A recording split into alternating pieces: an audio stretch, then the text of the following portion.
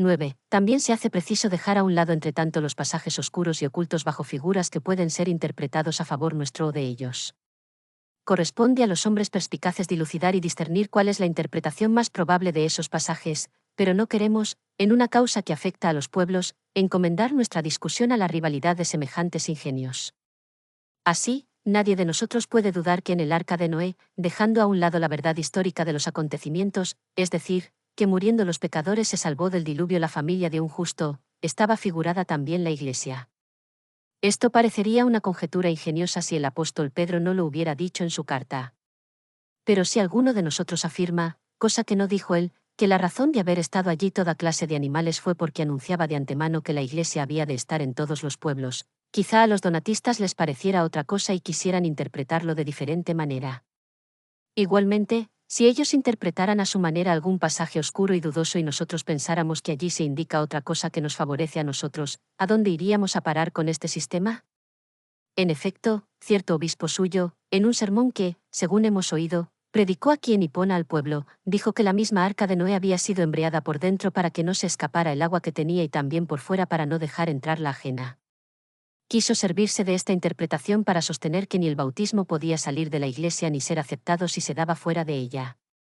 Le pareció que decía algo, y los que le escuchaban le aclamaron gustosos, sin reflexionar atentamente sobre lo que habían oído. Así, no advirtieron, como era fácil, que no puede suceder que la ensambladura de la madera admita el agua de fuera si no deja salir la de dentro, y a su vez, que si deja salir la de dentro, es natural admita también la de fuera.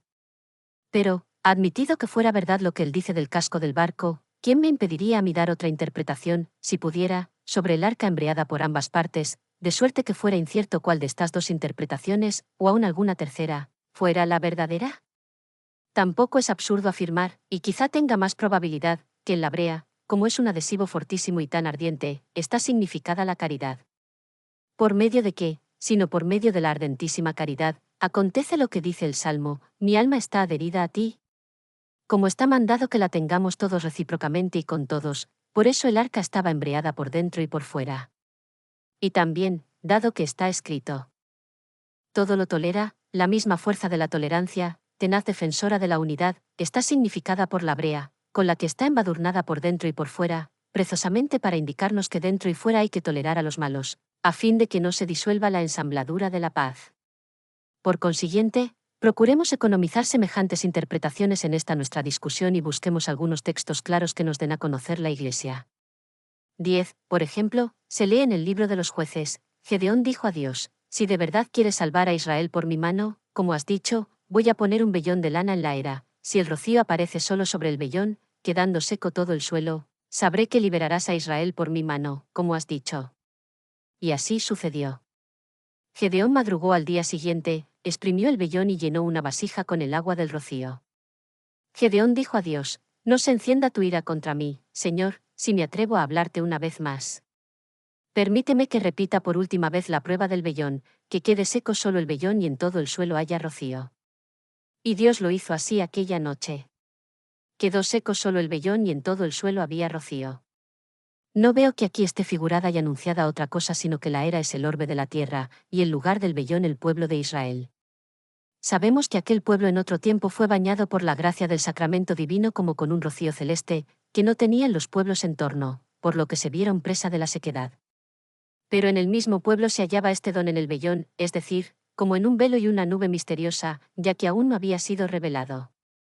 Pero, revelado ya el misterio del rocío, vemos el orbe de la tierra alimentado por el Evangelio de nuestro Señor Jesucristo, figurado entonces en aquel vellocino. En cambio, aquel pueblo, perdido el sacerdocio que tenía, porque no entendió en las Escrituras a Cristo, ha quedado como el vellón seco. Pero no quiero que busquemos a la Iglesia en tales simbolismos, aunque no veo que otra cosa se puede entender aquí.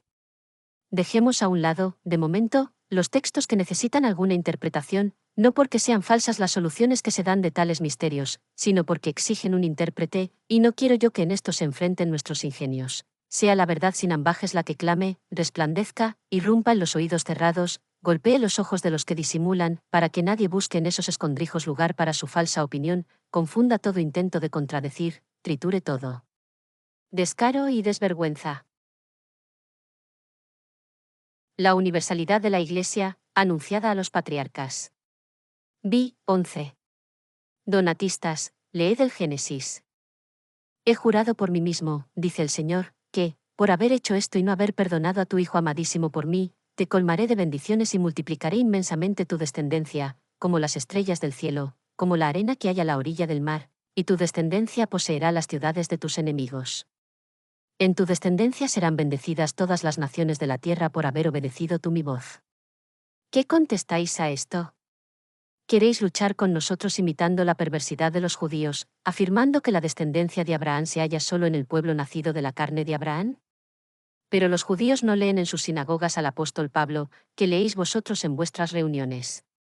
Oigamos, pues, lo que dice el apóstol, puesto que nosotros buscamos ya cómo se ha de entender lo de la descendencia de Abraham. Dice él, hermanos, os voy a hablar a lo humano, un testamento humano, si está en debida forma, nadie puede anularlo ni añadirle nada. Ahora bien, las promesas fueron hechas a Abraham y a su descendencia. No dice, y a las descendencias, como si fueran muchas, sino, y a tu descendencia, como a una sola, esto es, Cristo. Aquí tenemos la descendencia en que son bendecidos todos los pueblos, aquí está el testamento de Dios, escuchadlo. Dice, un testamento humano, si está en debida forma, nadie puede anularlo ni añadirle nada. ¿Por qué anuláis vosotros el testamento de Dios diciendo que no se ha cumplido en todos los pueblos y que ha desaparecido de los pueblos en que existía la posteridad de Abraham? ¿Por qué añadís nuevas cláusulas diciendo que en parte alguna permanece Cristo como heredero sino donde ha podido tener como coheredero a Donato? No es porque tengamos envidia a nadie. Leednos esto en la ley, en los profetas, en los salmos, en el mismo Evangelio, en las cartas de los apóstoles. Leednoslo y creeremos, como nosotros os leemos en el Génesis y en el apóstol que en la descendencia de Abraham, que es Cristo, son bendecidos todos los pueblos. 12. Escuchad este mismo testamento renovado a Isaac, hijo de Abraham, hubo hambre en el país, otra distinta de la primera que hubo en tiempo de Abraham, e Isaac se fue a Gerar donde Abimelech, rey de los filisteos. El Señor se le apareció y le dijo, no bajes a Egipto, quédate en el país que yo te indicaré. Habita en esta tierra, yo estaré contigo y te bendeciré, porque a ti y a tu descendencia daré yo toda esta tierra, y yo mantendré el juramento que hice a Abraham, tu padre, y multiplicaré tu descendencia como las estrellas del cielo. A ti y a tu descendencia te daré toda esta tierra y en tu descendencia serán bendecidas todas las naciones de la tierra, porque Abraham me obedeció y guardó mis preceptos y mandamientos, mis normas y leyes. Responded a esto. La descendencia de Abraham es la misma descendencia de Isaac, Cristo.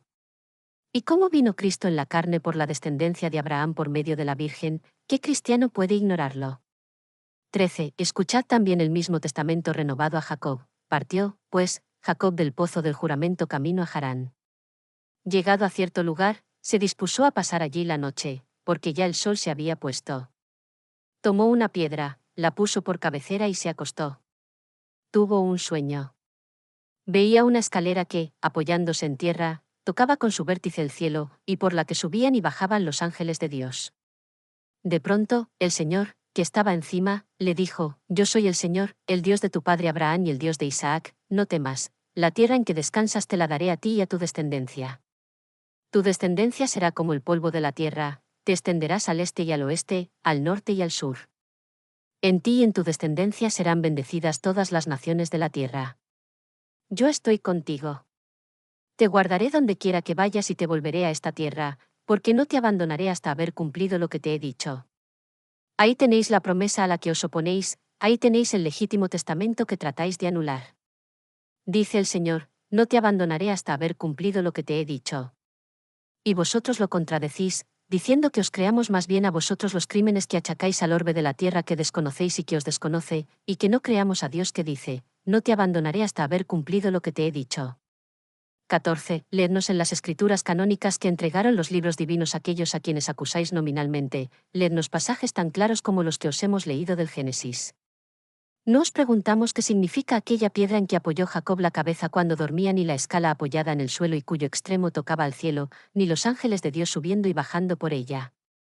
Investiguen estos misterios personas más juiciosas y más sabias, y expónganlos en medio de un pueblo pacífico en donde no resuene la insolente contradicción, que arma su desvergüenza con la oscuridad del misterio y los enigmas del texto. No faltan corazones fieles, que recuerda el Señor en el Evangelio, donde indica, al ver a un israelita sin dolo, que Jacob, que vio esta escala, fue llamado Israel. No faltan, pues, fieles a los que alude el mismo Señor donde dice, veréis el cielo abierto, y a los ángeles de Dios subir y bajar sobre el Hijo del Hombre, es decir, sobre la descendencia de Abraham, en quien son bendecidos todos los pueblos. Pero no trato de persuadir estas cosas a los que las rehusan. Mirad lo que tenéis que oír, tu descendencia será como el polvo de la tierra, te extenderás al este y al oeste, al norte y al sur. En ti y en tu descendencia serán bendecidas todas las naciones de la tierra. Dadme esa iglesia, si está en vosotros. Demostrad que estáis en comunión con todos los pueblos, que vemos ya son bendecidos en esta descendencia. Dádmela, depuesto ya vuestro furor, recibidla, no ciertamente de mí, sino de aquel mismo en quien son bendecidos todos los pueblos. Podrían ser suficientes las citas aportadas del primer libro de la ley, pero saldrán a relucir otras muchas si se leen sin impía emulación y con piadoso afecto. Por los profetas. 7:15. ¿Qué se encuentra en los profetas? ¿Cuántos y cuán claros son los testimonios en favor de la Iglesia esparcida por todo el orbe? Voy a recordar unos pocos dejando otros muchos a los lectores que disponen de tiempo e interés y tienen temor de Dios. Tomemos las respuestas divinas dadas por boca del santo Isaías, y consultemos sus palabras cual oráculos del Señor. Que callen y enmudezcan las rivalidades violentas y perniciosas de las contiendas humanas. Prestemos oídos a la palabra de Dios. Diga Isaías donde, por revelación de Dios, vio con antelación la Iglesia Santa, a fin de que veamos ahora el presente en las palabras del que habla del porvenir. Dice él, la tierra está llena del conocimiento del Señor, como las aguas colman el mar. Aquel día la raíz de Jesé se alzará como enseña de los pueblos, en ella esperarán las naciones. Ningún cristiano, sea el que sea, ignora que la raíz de Jesé es Cristo, nacido del linaje de David según la carne, y si es amigo de contiendas, que discuta con el apóstol, que en sus cartas se sirve de este testimonio. Dice también Isaías, Israel germinará y florecerá, y llenará la tierra de sus frutos. Israel fue hijo de Isaac, nieto de Abraham, a quien se prometió que en su descendencia serían bendecidos todos los pueblos, y, según el apóstol, esa descendencia es Cristo. Cristo procede de la descendencia de Abraham mediante Isaac, Israel y así sucesivamente, según las generaciones, hasta el nacimiento de Cristo, que nos refirió el evangelista. Por consiguiente, quien pretenda arguir en contra, que contradiga al Evangelio, niegue que Cristo procede del linaje de Israel para poder negar lo que dice Isaías, Israel germinará y florecerá y llenará la tierra de sus frutos. Y dice también, yo, Dios, soy el primero y estaré también en medio de lo que vendrá después. Los pueblos lo han visto y han temblado los confines de la tierra. Es lo que dice la Escritura en otra parte, yo soy el primero y el último, de suerte que es el A y la S, que son las letras de todos conocidas como signo de Cristo, pues en lugar de la palabra, el último, que se dice allí, se puso aquí estaré también en medio de lo que vendrá después. Contradicen, pues, a esta manifestación los que no quieren creer, más aún, no quieren ver el cumplimiento de lo que sigue, los pueblos lo han visto y han temblado. Y un poco después, Jacob es mi hijo, yo lo reconoceré, Israel es mi elegido, mi alma lo ha acogido. He puesto en él mi espíritu, para que proclame el derecho a las naciones. No gritará, no faltará, no se oirá fuera su voz, no romperá la caña cascada, ni apagará la mecha humeante, sino que proclamará fielmente el derecho. Brillará y no se quebrará, hasta implantar en la tierra el derecho, los pueblos esperarán en su nombre. Que este testimonio se refiere a Cristo, consta por el mismo Evangelio. Contradígalo quien se atreva, y quien no se atreva espere en él con lo pueblo si no se aparte de la unidad de los pueblos que esperan en él, o si se había apartado ya, torne para no perecer. 16. El mismo Isaías dice también, y ahora así dice el Señor, que desde el seno me formó para ser siervo suyo, a fin de reunir a Jacob y a Israel a su lado. Me acercaré a él y le honraré en presencia del Señor y mi Dios será mi fuerza. Y me dijo, tu mayor gloria será llamarte mi siervo, destinado a restablecer la tribus de Jacob y traer a la descendencia de Israel. Yo te he puesto como alianza de la raza, luz de los gentiles, para que seas salvación hasta los extremos de la tierra. Y un poco después, así dice el Señor de Israel, en el momento adecuado te he escuchado y en el día de la salvación te he oído. Al comentar el apóstol Pablo estas palabras, demuestra que solo se cumplen en los cristianos.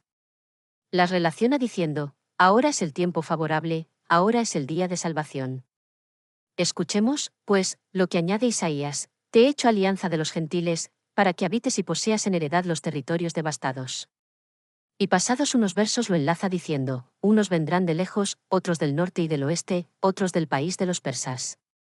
Gritad, cielos, de gozo, salta, tierra, de alegría, montes, estallad de júbilo, porque Dios se ha compadecido de su pueblo, y se ha dirigido a los desvalidos de su pueblo. Sión, en cambio, dijo, el Señor me ha abandonado, y Dios me ha olvidado. ¿Se olvida acaso una mujer de su niño de pecho, o puede darse que no tenga piedad del hijo de sus entrañas? Pues aunque ella se olvidara, yo no te olvidaré a ti, dice el Señor. He aquí que en la palma de mis manos he grabado tus murallas, tú estás sin cesar ante mis ojos, y en breve te reconstruirán los que te destruyeron. Como la palabra del apóstol no nos permite aplicar esto al pueblo de los judíos, sino al pueblo cristiano, como hemos de entender las palabras de Isaías y en breve te reconstruirán los que te destruyeron, sino como una predicción muy anterior de que los reyes de la tierra, que antes perseguían a la Iglesia, la habían de ayudar después. Pero como muchos de ellos habían de morir en sus maldades, añade, y los que te han asolado se alejarán de ti.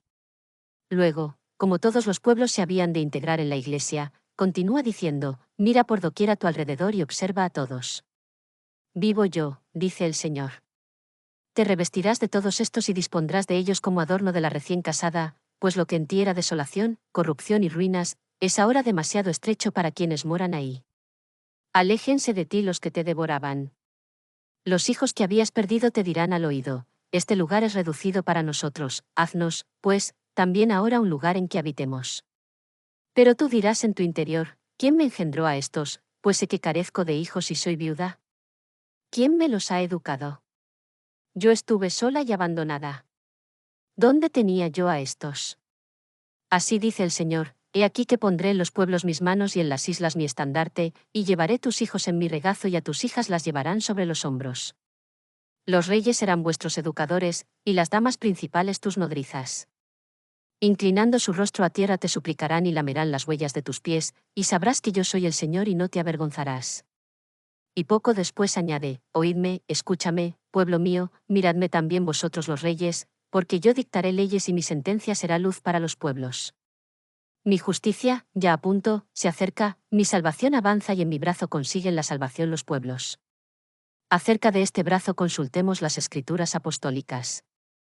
El apóstol Pablo, hablando de la infidelidad de los judíos, después de citar el testimonio del mismo profeta según el cual Cristo no se les había revelado a ellos, añadió, ¿quién ha creído a nuestra predicación? ¿A quién se ha revelado el brazo del Señor? Después Isaías añade, estallad aún en gritos de alegría, ruinas de Jerusalén, pues el Señor se ha apiadado de ella y ha liberado a Jerusalén. El Señor descubrirá su brazo santo, y todas las naciones, hasta los confines de la tierra, verán la salvación de Dios. ¿Quién hay tan sordo, quién tan demente, quién tan romo de inteligencia que ose contradecir testimonios tan evidentes, sino quien ignora lo que dice?